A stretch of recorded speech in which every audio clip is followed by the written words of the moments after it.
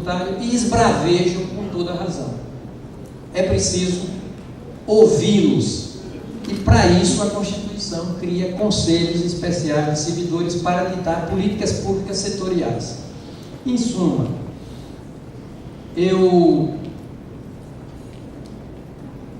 estava falando de que antes das instituições, aparatos ou aparelhos, vêm as instituições que são verdadeiras ideias, não é? Ideias elementares de estruturação da sociedade, e perguntei: qual a sociedade que não se estrutura em cima da ideia de lei?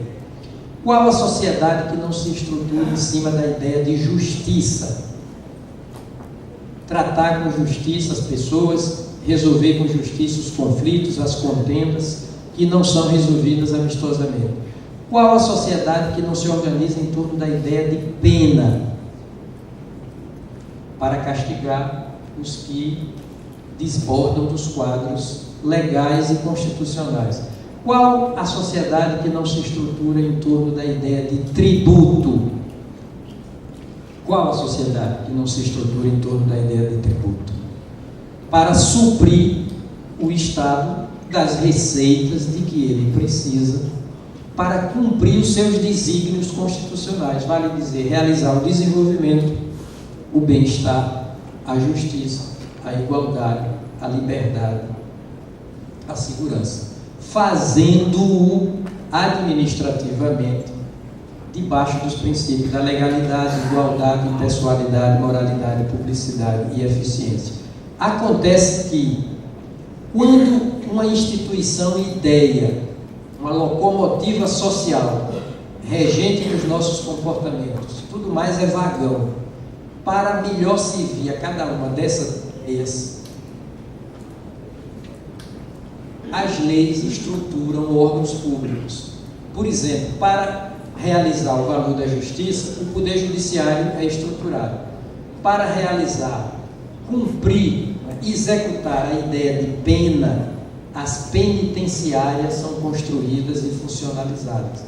Para concretizar a ideia de lei, o Poder Legislativo é estruturado. Para concretizar a ideia de tributação,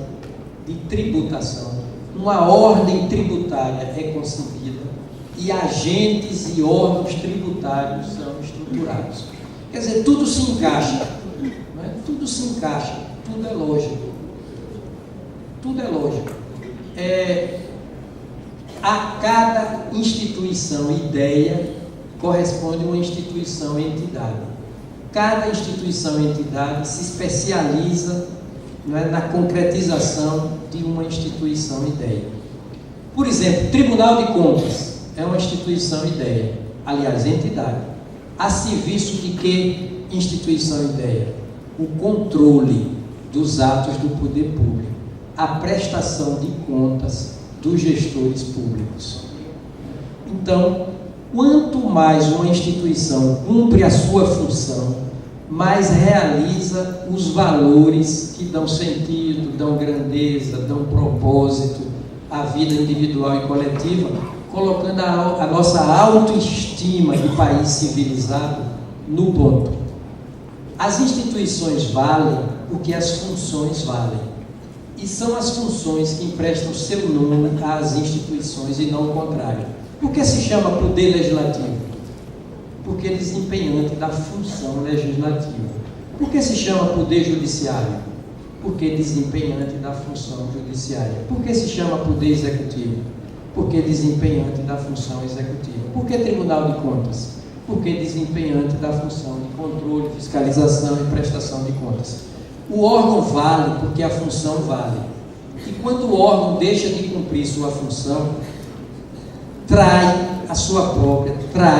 nega, renega a sua própria razão de ser. Eu estou aqui pegando na minha orelha esquerda. Ela faz parte de um órgão que cumpre uma função. O órgão do meu ouvido, que cumpre uma função, a audição. Se eu deixo de ouvir pelo meu ouvido esquerdo, a minha orelha, o meu ouvido todo aqui, essa peça auricular, passa a cumprir uma função apenas ornamental. Ornamental. Não mais funcional. Não tem mais sentido como ouvido. Embotou, perdeu a razão de ser. Não tem mais nenhum prestígio, não vale para nada, a não ser ornamentalmente. Assim são os órgãos públicos. Se deixam de cumprir suas funções, eles não valem nada.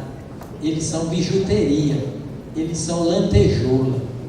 Entendeu? Não tem mais significado. Aí que faz a sociedade? Exige a extinção desse órgão, porque ele deixou de cumprir sua função e ele só vale porque a função vale. E a função realizada realiza os valores que dão sentido, né, a essa ordem jurídica por inteiro e a nossa experiência coletiva e individual de existência, de vida. É por isso que a cada órgão uma função, a cada função uma gama de competências. Para o exercício das competências é que vem as prerrogativas, também chamadas de atribuições.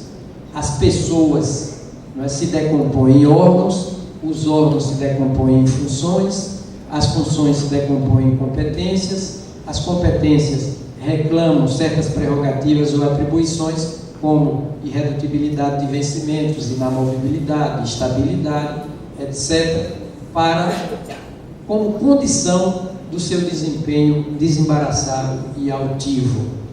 Eu quero concluir, senhor presidente, vamos ter debate, já vamos ter perguntas, dizendo que o nosso desafio maior é acreditar na democracia. A democracia há de digerir todos os nossos problemas. A democracia há de nos habilitar a encarar o futuro com otimismo. Eu não sou, do ponto de vista analítico, um poeta, pura e simplesmente. Eu não sou um Don Quixote, eu não sou um romântico, eu não sou um alienado. Como operador do direito e teórico do direito, eu tenho que ter os pés no chão. Claro que para interpretar eu uso de sentimentalidade, não uso só de razão. Porque o cérebro humano, como tudo mais na vida, é binário, né? Ele tem um hemisfério esquerdo e tem um hemisfério direito. O hemisfério esquerdo é o hemisfério da razão, é cartesiano, é intelectual, é racional, age por método, por planejamento, por cálculo, por teorizações refinadas, conceituações, é metódico por excelência, portanto, mas tem o lado direito, é o lado direito do sentimento, é o lado da emoção, é o lado do coração. Por consequência, é o lado produtor de uma energia multifacetada, que ora toma forma de intuição, ora toma forma de imaginação, né? Ora toma forma de ousadia, de criatividade. E para ser inteiro, eu tenho que manejar os dois lados do cérebro, senão eu estarei mutilado. Eu interpreto as normas jurídicas, portanto, manejando os dois hemisférios, e não apenas um hemisfério. Fernando Pessoa disse assim: para ser inteiro, Fernando Pessoa diz: ser inteiro no mínimo que fazes. Põe tudo o que és no mínimo que fazes. Ser inteiro no mínimo que fazes. E Vinícius de Moraes disse: a vida só se dá para quem se deu. Ou seja, a vida só se dá por inteiro a quem por inteiro se dá a vida. Ou seja, pelo lado direito do sentimento e pelo lado esquerdo do pensamento, que são as duas maiores dicotomias no interior do indivíduo. Mas é justamente pelo casamento por amor entre o sentimento e o pensamento, que se pode partejar o rebento da consciência. E a consciência é o ápice, é o ponto mais alto da nossa individualidade, é o ponto de unidade do nosso próprio ser. Quem sobe ao patamar da consciência, quem assoma ao patamar da consciência, já tem condições de caminhar de fim para fim e de topo para topo da existência. Nós temos o melhor de todos os regimes, que é o regime democrático, e na companhia deles, presidente Álvaro, nem nos devemos perguntar onde vamos chegar. Chegaremos a um bom termo, chegaremos a um bom fim, chegaremos a uma sociedade justa e solidária, como me propôs Vossa Excelência quando me entregou esse tema para exposição diante dessa plateia tão qualificada. Muito obrigado.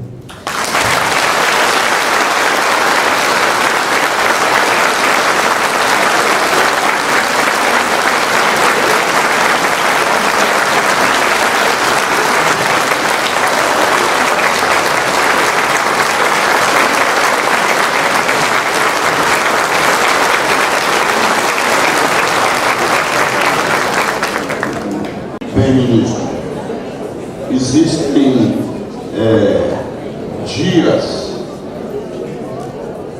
em que, pela edificação, pelo aprendizado,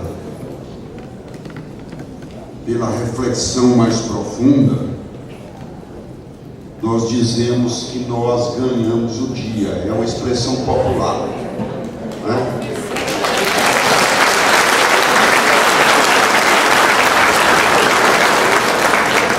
E eu quero dizer que com a sua presença, com a sua sabedoria, com a sua simplicidade, nós não ganhamos o dia só, nós ganhamos a convenção.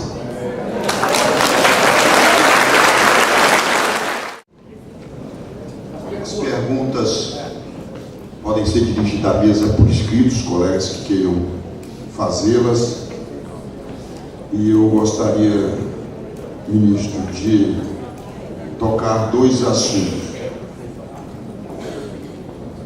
O primeiro trata de um projeto de lei que está tramitando no Congresso Nacional e que propõe formas mais brandas de tributação para a repatriação dos recursos de pessoas e empresas brasileiras que se encontram no exterior, para que esses recursos possam adentrar ao país e aqui produzir a tributação necessária e produzir riqueza nacional. Eu gostaria de ouvir a opinião de Vossa Excelência sobre este projeto de lei. Bem, metaforicamente, essa pergunta nos coloca numa saia justa. Um tema muito difícil, como o tema hoje da redução da maioridade penal. É um tema muito difícil, muito delicado. Mas nós temos que nos posicionar. Como tudo na vida, há prós e contras. Essa repatriação significaria uma chancela à ilegalidade, aos desvios de conduta, a contemplação, a condescendência, com sonegação. Agora é preciso ver também os benefícios. Seria uma espécie de anistia fiscal.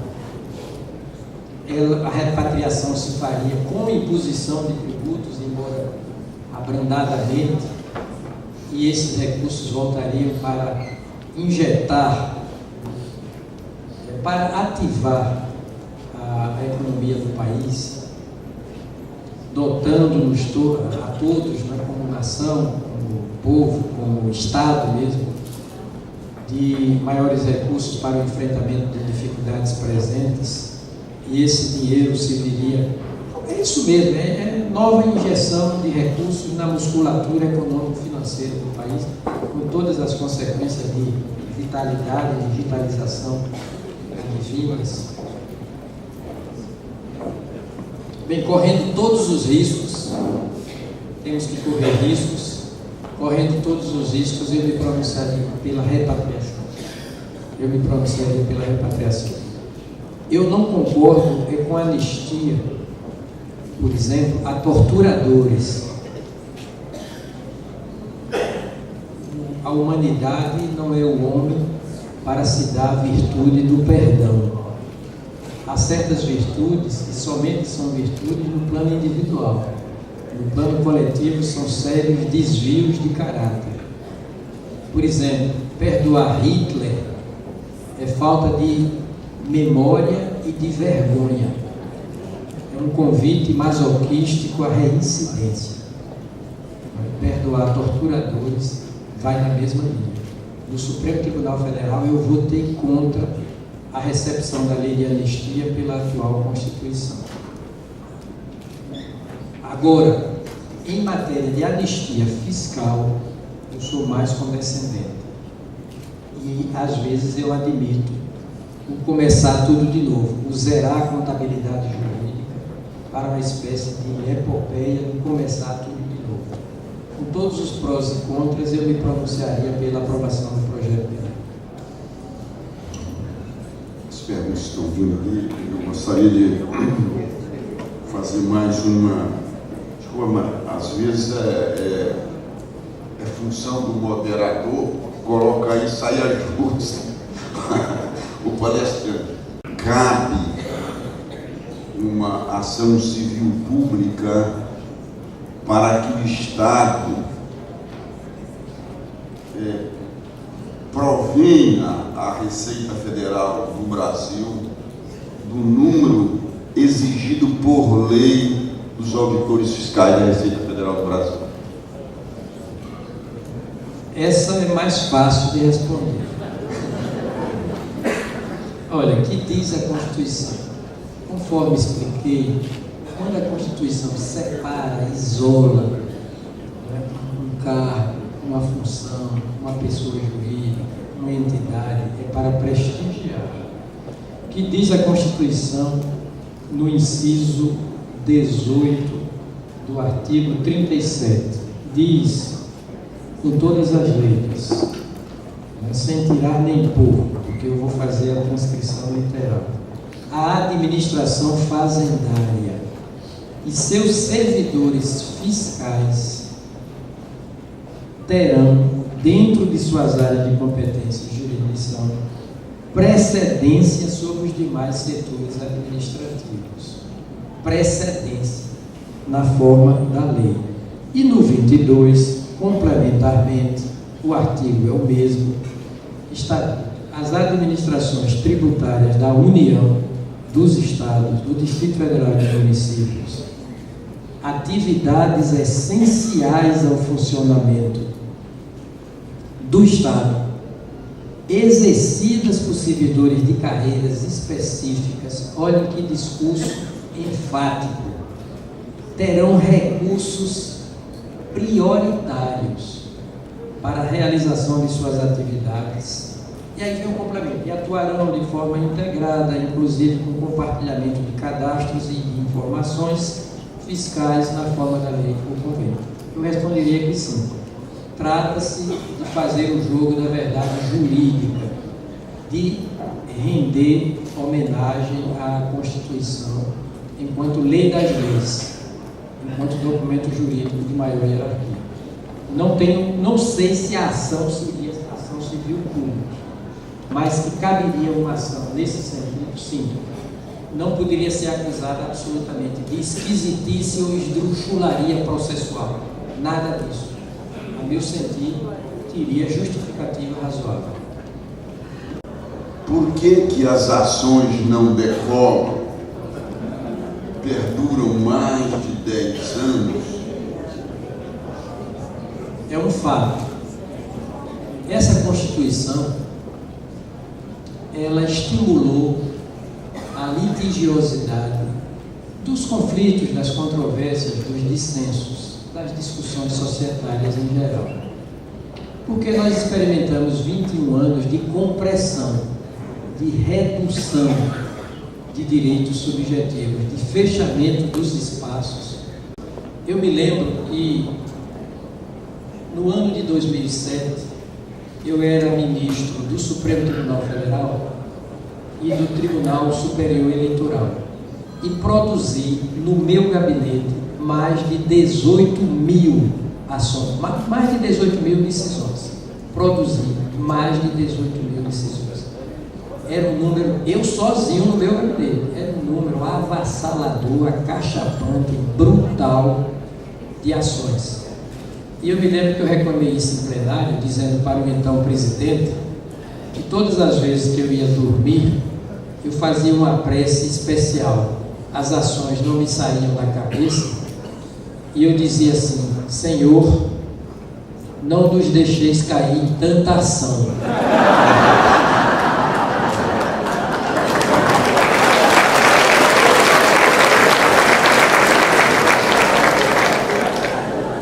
O Supremo, à época, estava com 120 mil ações ajuizadas naquele ano. 120 mil ações, não ajuizadas, mas para julgar naquele ano. Porém, numa democracia, as coisas são discutidas abertamente, livremente, quem quer que seja pode dizer o que quer que seja, a imprensa é livre, não há censura prévia, não é pelo temor do abuso que se vai proibir o uso. Numa democracia, essas inquietações são discutidas e melhor resolvidas. E o que foi que houve? Veio a emenda 45, sobreveio a emenda 45, e criou, no inciso 78 do artigo 5º, um novo direito fundamental, o direito à razoável duração do processo. E criou esse órgão, que não é problema, porém solução, órgão de cúpula do Poder Judiciário, para o plano das estratégias de políticas públicas, chamado Conselho Nacional de Justiça.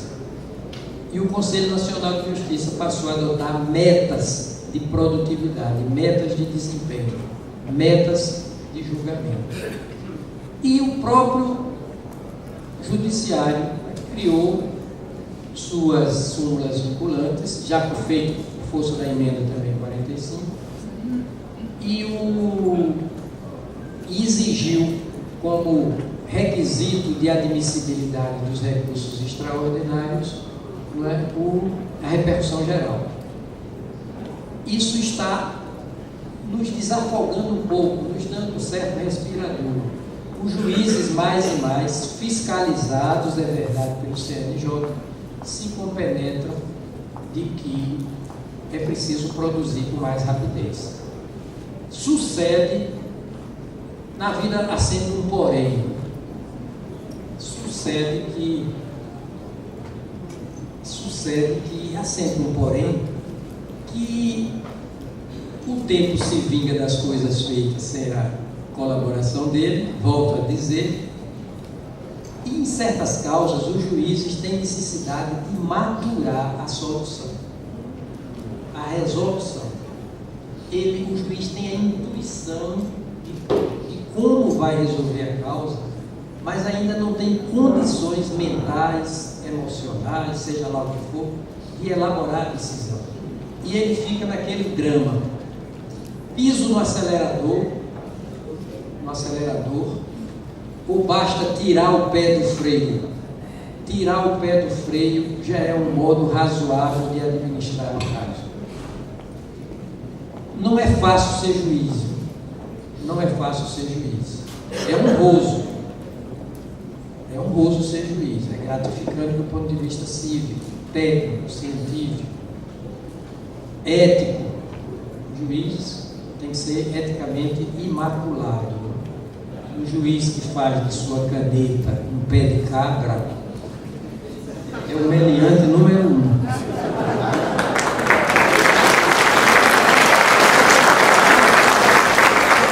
Agora, muitas vezes eu ia dormir com uma causa ali na cabeça, conversava com o meu travesseiro, e meu travesseiro dormia antes de mim, sem me dar resposta. Mas tem toda a razão.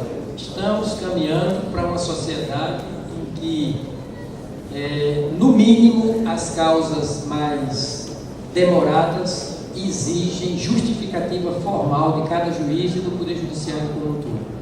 O CNJ cumprirá esse papel, já vem cumprindo, e o futuro nos acena com perspectivas melhores.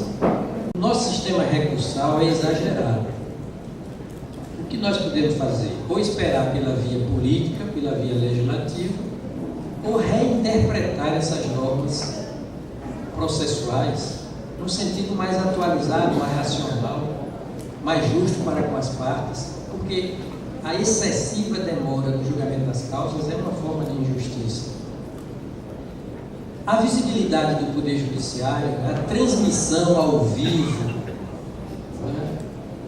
em cores, em tempo real, das sessões tribunalísticas a partir do Supremo Tribunal Federal, esse poder desnudo, esse poder judiciário despido, desnudo, o poder público, como diria Bobbio, agindo perante o público, desnudadamente, transparentemente, isso tem ajudado também, porque o público cobra, vê quanto um juiz trabalha, quanto um ministro trabalha, quanto um desembargador trabalha. O povo hoje sabe como, quando e quanto trabalha até um ministro do Poder Judiciário. Os senhores viram que no julgamento da ação penal 470, popularmente chamada de mensalão, até a dosimetria, olha que nome, né? A dosimetria das penas foi elaborada perante todo o público brasileiro e o mundo inteiro que estava de olho no país. Eu fiz conferências fora do Brasil, depois do julgamento, inclusive nos Estados Unidos, e pude constatar como o mundo inteiro acompanhou esse julgamento do Supremo, como que dizendo, olha, poucos são os povos que se dispõem civilizadamente nos marcos da institucionalidade, nos marcos da legalidade, poucos são os povos que se dispõem sem derramamento de sangue, ou com observância do contraditório e da ampla defesa. Poucos são os povos que se dispõem a fazer um ajuste de contas com a sua própria história. E nós fizemos. Não quero dizer que foi justo, que foi injusto, e só o tempo vai dizer.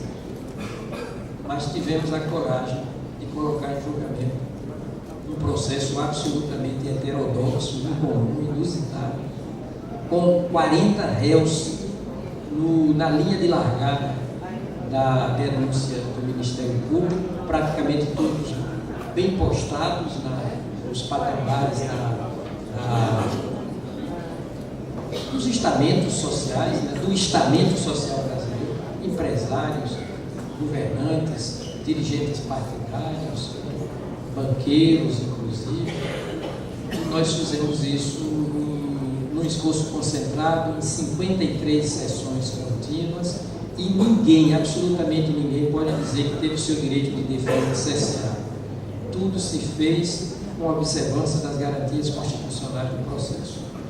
Vamos ver se com o tempo, com reinterpretações, com divulgação das pautas de julgamento, com a ajuda também da Ordem dos Advogados do Brasil, do Ministério Público, da Defensoria Pública, nós conseguimos civilizar esse sistema recursal que até hoje vigora em nosso país.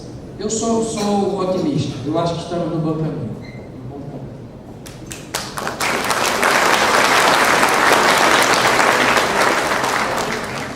Duas perguntas aqui em uma só para nós acelerarmos um pouco o tempo. Eu sei que só tem boas 2 horas.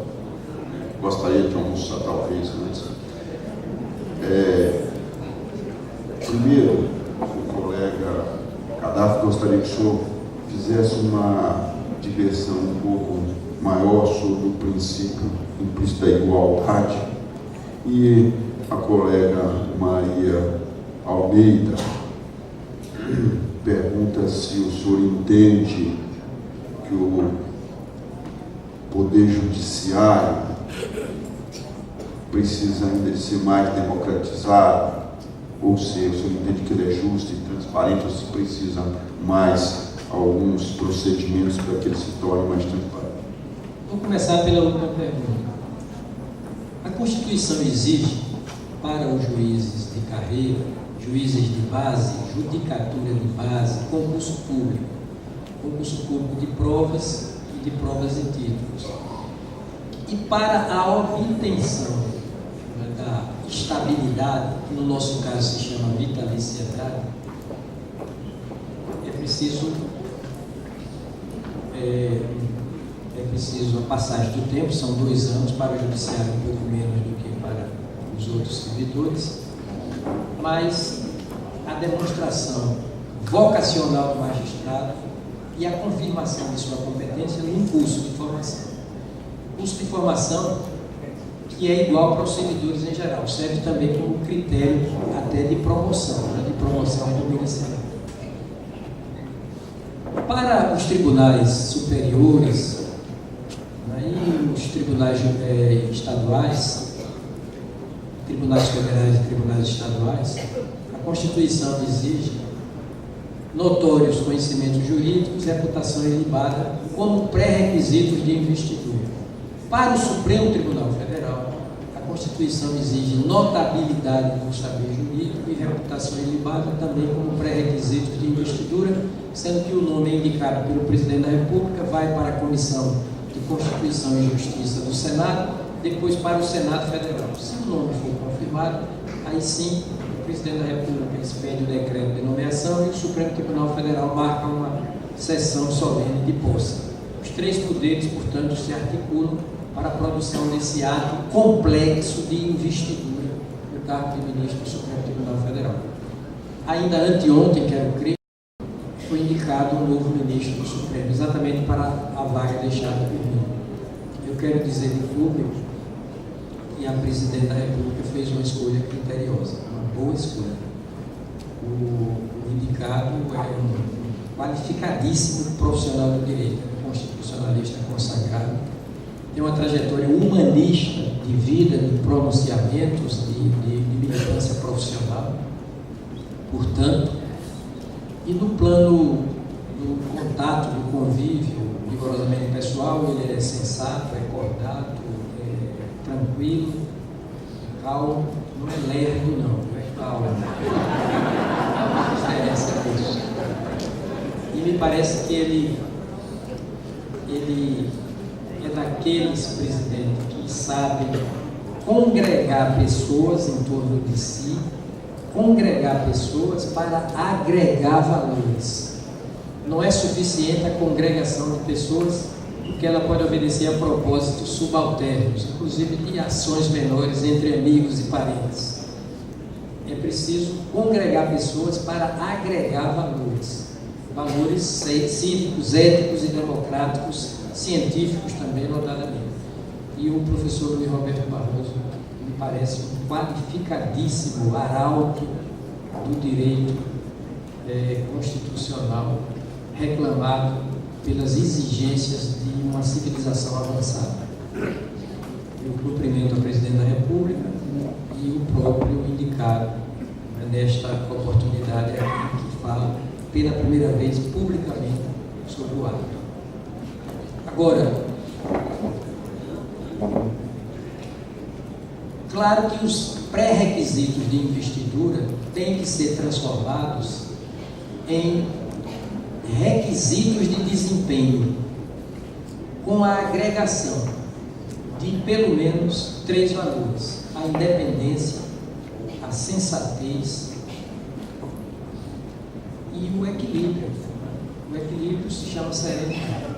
E teríamos aí 5 requisitos mínimos: reputação ilibada, notabilidade do saber jurídico, independência técnica e política, sensatez e serenidade. Produção de neurônios não combina com derramamento de bilis. Fígado azedo não é bom conselheiro. Temperamento mercurial também não é bom conselheiro. O temperamento é para ser colocado a serviço do agente público e não o agente público a serviço do seu temperamento. Em suma, o judiciário precisa sim desses requisitos e, por agregações, os juízes cada vez mais acessíveis, cada vez mais simples, cada vez mais humildes para dialogar com a sociedade. Eu fiz a primeira audiência pública da história do judiciário brasileiro. Tive a honra, e mais de perto, do Supremo Tribunal Federal, quando do julgamento das células-tronco embrionárias. Depois dessa audiência pública, umas 6 ou 8 já se realizaram. Isso é a abertura do judiciário, humildemente, para a comunidade científica, detentora de conhecimentos de que o magistrado precisa, inclusive o magistrado da Suprema Corte, para decidir com justiça, com atualidade e também com tecnicalidade. Eu me lembro que 29 cientistas acolheram esse chamamento. e 27 deles subiram à tribuna do Supremo Tribunal Federal para fazer sustentação oral. Lembro-me também de uma passagem muito emocionante para mim. Subiu à tribuna uma mulher, uma geneticista conhecida mundialmente, radicada em São Paulo, chamada Maiana Zatsi. Ela disse que estava tratando uma criança de 7 anos, paraplégica ou tetraplégica, não me lembro bem, e o tratamento convencional não resolvia. E um dia a criança, aquela menininha de 7 anos, manda chamar sua médica e diz para ela: doutora, por que a senhora não abre um buraco nas minhas costas e põe dentro dele uma pilha, uma bateria, para que eu possa andar com as minhas bonecas? É evidente que quando eu ouvi isso, eu disse para mim mesmo: essa menina de 7 anos acaba de fazer o meu voto. Como é que eu posso ser contra esse lancinante apelo de vida? E nós liberamos as células tronco embrionárias para fins de pesquisa científica e terapia humana.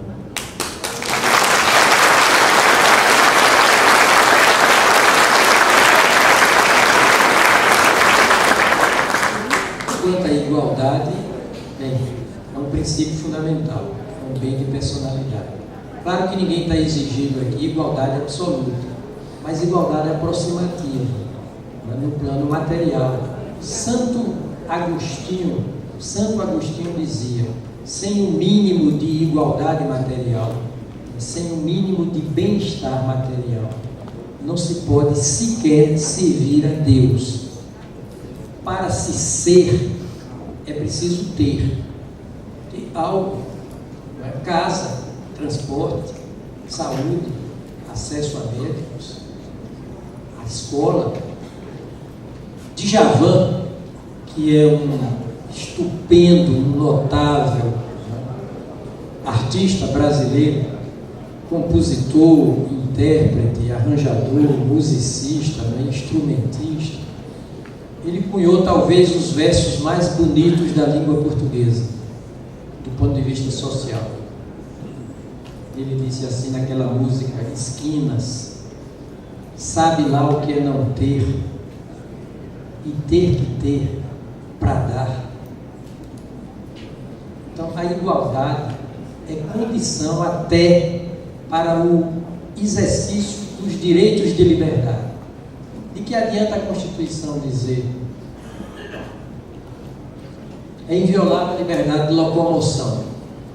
Muito bem, mas você não tem a opção da não locomoção, porque você é um morador de rua, você não tem casa. A locomoção para você passa a ser uma compulsão. Você estende sua rede sobre as árvores para ter onde embalar o seu próprio abandono. Você é um morador de rua e tem que dividir com a sarjeta as suas últimas sobras de gente, de ser humano. Sem acesso a bens materiais, ao bem-estar de que fala a Constituição, no artigo, no preâmbulo, no seu preâmbulo. De que adianta a Constituição dizer é inviolável o sigilo da correspondência telegráfica e epistolar? Você não recebe, você não tem casa, não tem endereço, não recebe jornal, não recebe telegrama, não recebe carta. Não tem sentido. Os direitos individuais não têm sentido se você não tem o mínimo de bem-estar material. E a igualdade, né, de todos perante o direito também é uma exigência civilizada, civilizatória.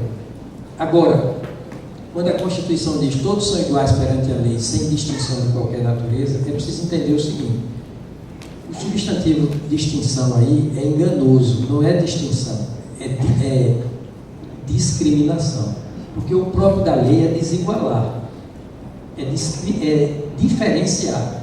Segundo o que disse Rui Barbosa, é preciso tratar igualmente os iguais e desigualmente os desiguais. É preciso tratar igualmente os iguais na medida em que se igualam e desigualmente os desiguais na medida em que se desigualam. é preciso entender muito o princípio da igualdade. É por isso que hoje em dia se fala muito em